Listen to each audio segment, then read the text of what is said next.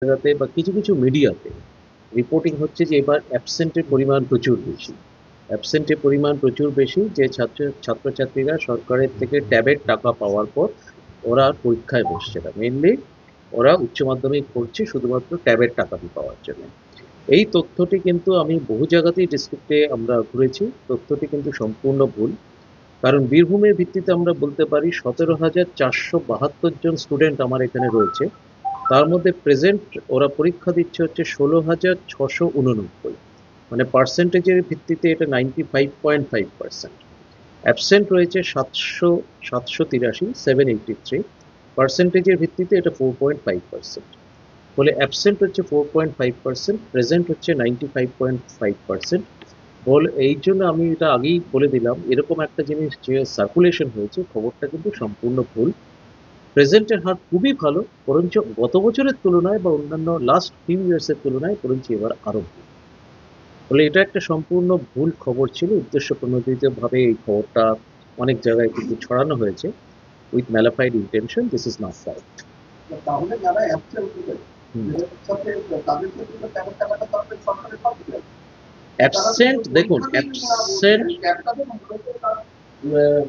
পড়াশোনার জন্যই তাকে সহায়তা করার জন্য দেওয়া হচ্ছে। আমি বলছি, লেট মি ফিনিশ।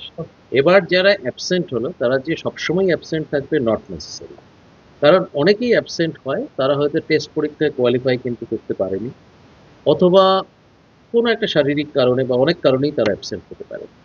যারা অ্যাবসেন্ট এবার হয়েছে তারা অনেক সময় কিন্তু মানে অ্যাজ এ কন্টিনিউইং ক্যান্ডিডেট হিসেবে সামনের বছর কিন্তু অ্যাপিয়ার করে। বলে এবারে যে 783 আউট অফ 17,472, যেটা 4.5% যারা অ্যাবসেন্ট রয়েছে, ফলে এই ফিগারটা সবাই যে অ্যাবসেন্ট মানে এরা কোনোদিন যে এইচএস পরীক্ষা দেবে না, ইটস এ রং ইনফরমেশন। তারা অনেকেই কিন্তু পরীক্ষা দেবে এজ এ কন্টিনিউইং ক্যান্ডিডেট হিসেবে সামনের বছর হয়তো পরীক্ষা দেবে।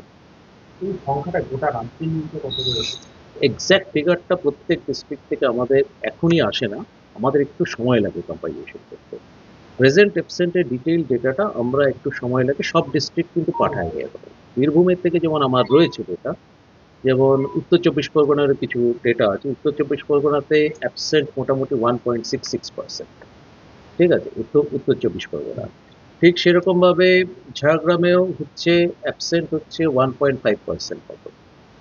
ফলে তুলনামূলক এই ফিগারটা কিন্তু খুব কমই আছে, অ্যাবসেন্টের পরিমাণটা এবছর কিন্তু অন্যান্য বারের তুলনায় আমি বলবো যথেষ্ট কম।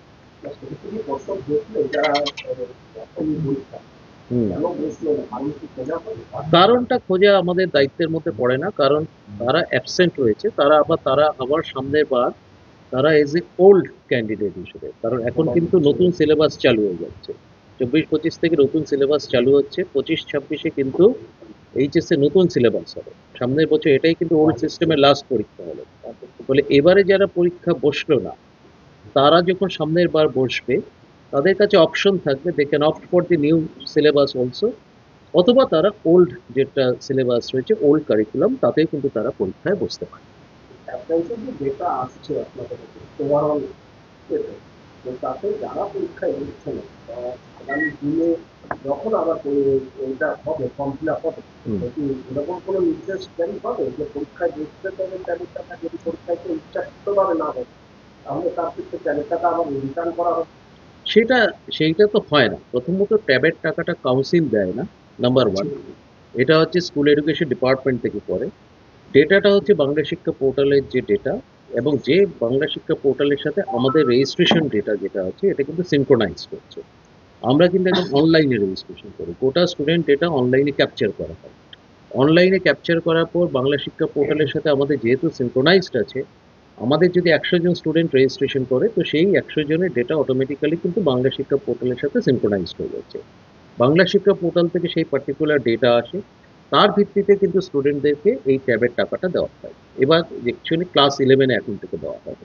আপনারা বুঝতেই পেরেছেন যে এবছরটা দুটো ইয়ারে দেওয়া হলো, সামনের বছর থেকে ক্লাস 11-এই দেওয়া হবে। কথা বলতে পারি, আলোচনা করতে পারি, কিন্তু আজকে অ্যাবসেন্টের পরিমাণটা আবার বলছি, যেটা আপনারা অনেকে কেউ কেউ হয়তো বলছেন যে অ্যাবসেন্টের পরিমাণটা অনেক বেশি, এটা কিন্তু ঠিক নয়। 1.66%, 1.5% বা 4.5% অ্যাবসেন্ট কিন্তু প্রত্যেক সময়, ইভেন আমরা যখন পরীক্ষা দিয়েছি তখনও কিন্তু তার থেকে বেশি অ্যাবসেন্ট থাকে। সেটা তো অনেক বেশি। পার্সেন্টেজের আপনি অ্যাবসেন্টের কথা বলছেন উদাহরণ পাবেন, কিন্তু মানির সাথে যদি করা হয় শুনুন, ক্যালকুলেশন অ্যাবসেন্ট তো অনেক কারণেই হতে পারে। কেউ যদি অসুস্থ হয়, হ্যাঁ, কেউ কেউ যদি অসুস্থ হয় তাহলে সে পরীক্ষায় তো তার পক্ষে বসা সম্ভব কিন্তু নাই নাই হতে পারে। সেক্ষেত্রে যে 4.5% যে অনুপস্থিত সেটা উনিও যেটা জিজ্ঞেস করছিলেন যে তাহলে আপনারা কারণ জানার চেয়েছেন, কারণ জানার, মানে শুনুন, কেউ যদি পরীক্ষায় না বসে, পরীক্ষায় কাউকে আমি বসতে বাধ্য করতে পারি না, সে প্রিপারেশন না হলেও পরীক্ষায় নাও বসতে পারে, অথবা তার কোনো শারীরিক অসুস্থতার জন্য সেও কিন্তু পরীক্ষায় নাও বসতে পারে। পরীক্ষায় বসাটা তার নিজের একটা সম্পূর্ণ, তার একটা স্বতন্ত্র অধিকার। সে ফর্ম ফিল আপ করেছে কিন্তু পরীক্ষায় বসেছে, ফর্ম ফিল আপ করেছে মানে কিন্তু উইলিং, সে কিন্তু টাকাটা কিন্তু পে করেছে হোয়াট এভার। আমাদের টাকা অবভিয়াসলি যেটা এনরোলমেন্ট ফিস থাকে খুবই কম থাকে, কিন্তু সেই টাকাটা কিন্তু স্টুডেন্টটি পে করেছে বলেই সে অ্যাডমিট কার্ড পেয়েছে। এই যে ডেটাটা দিচ্ছি এটা অ্যাডমিট কার্ড ইস্যুডের উপর ডেটা, বলে অ্যাডমিট কার্ড ইস্যুড হয়েছে কিন্তু তাও তারা পরীক্ষায় বসে। এই ঘটনাটা ডেফিনেটলি জেনারেলি খুব ইচ্ছাকৃতভাবে হয় না। সে যখন ফর্মটা যখন ফিল আপ করেছে তার মানে সে ডেফিনেটলি পরীক্ষায় বসার জন্য উইলিং। কোনো একটা ঘটনা ঘটেছে, হয়তো তার হয়তো সে লাস্ট মিনিটে সিদ্ধান্ত নিয়েছে যে পরীক্ষা দিয়ে আমার রেজাল্ট খারাপ হবে, তার থেকে আমি আরেক বছরের জাস্ট প্রিপারেশন নিয়ে দেবো, অথবা তার কোনো জাস্ট কোনো একটা শরীর খারাপ হতে পারে, কোনো অ্যাক্সিডেন্ট হতে পারে, অনেক কিছুই হতে পারে।